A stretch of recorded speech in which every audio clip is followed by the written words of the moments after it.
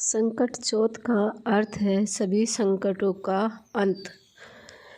तो सभी संकटों का अंत कैसे होता है, आइए माघ मास की गणेश चतुर्थी का महत्व जान लेते हैं। किस तरह से व्रत करना चाहिए, किस तरह से पूजा हमें करनी चाहिए, किस तरह से पूजा विधि है। तो राधे राधे, हरे कृष्णा। कैसे हो आप सब? आशा करती हूँ सभी लोग बढ़िया होंगे, मस्त होंगे, स्वस्थ होंगे, ठाकुर जी की सेवा कर रहे होंगे। तो गणेश चतुर्थी का व्रत माघ मास की कृष्ण पक्ष की चतुर्थी को रखा जाता है। इस दिन विद्या, बुद्धि, वैराग्य की स्वामी गणेश जी चंद्रमा की पूजा की जाती है। तो चंद्रमा अगर हमारे विपरीत होता है तो हमारे जीवन में ना घटनाएं ना अद्भुत ही घटित होती है। तो सबसे पहले चंद्रमा को वश में किया जाता है श्री गणेश जी की पूजा करके। विधान, नैवेद्य सामग्री तिल, ईख, अमरूद, गुड़ तथा घी से चंद्रमा व गणेश जी की को भोग लगाया जाता है। दिन भर व्रत रख के सायंकाल को चंद्रमा को दूध का अर्घ देते हैं। गौरी गणेश की स्थापना करते हैं, इनका पूजन किया जाता है तथा वर्ष भर इन्हें घर में रखते हैं। नैवेद्य को रात्रि भर ढककर रखा जाता है, जिसे पहर कहते हैं। वह प्रातः पैर को पुत्र खोलता है तथा भाई बंधु को बांट दिया जाता है। कथा इस प्रकार, ये तो इसकी गणेश चतुर्थी की कथा भी है, ये पूजा विधि है। तो किस तरह से गणेश चतुर्थी की कथा है। एक बार भगवान शंकर ने अपने दोनों पुत्रों कार्तिक तथा गणेश से पूछा, तुम में से कौन ऐसा वीर है जो देवताओं की रक्षा करके तब कार्तिकेय जी ने अपने देवताओं का सेनापति प्रमाणित करते हुए देव रक्षा योग आदि अधिकारी बताया। जिसके बाद भगवान शंकर ने गणेश जी से पूछा, तब गणेश जी ने कहा, मैं तो बिना सेनापति ही देवताओं के संकट दूर कर सकता हूँ। शिव जी ने दोनों बालकों की परीक्षा लेते हुए कहा कि तुम दोनों में से जो पृथ्वी की परिक्रमा सबसे पहले करके मेरे पास आ जाएगा वही वीर तथा सर्वश्रेष्ठ घोषित किया जाएगा। कार्तिकेय जी अपने वाहन मोर पर चढ़कर पृथ्वी की परिक्रमा करने चल पड़े।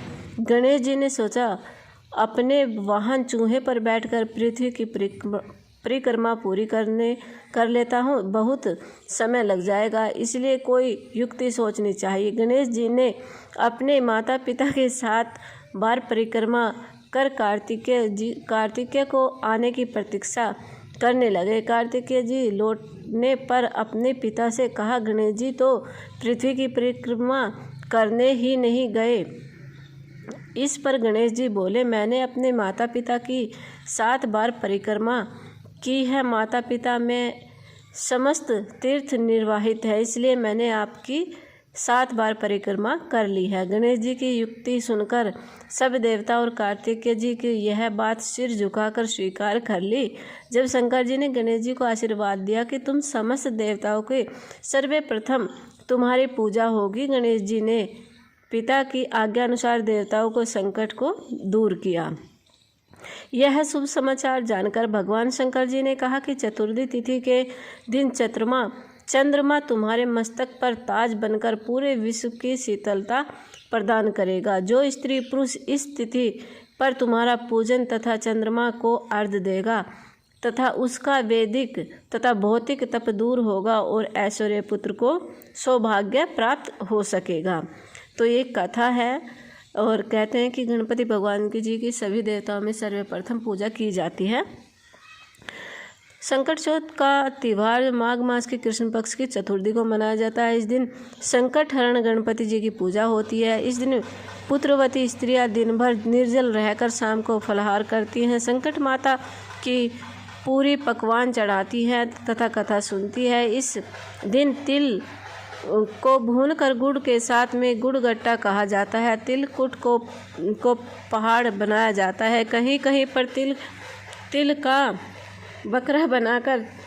का बकरा बनाकर पूजा करके घर को कोई बालक उसकी चाकू से गर्दन काटता है। किसी नगरी में एक कुम्हार रहता था। एक बार उसने बर्तन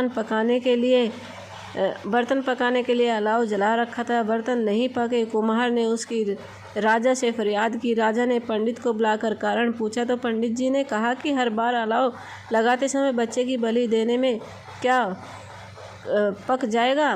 राजा का आदेश निकाल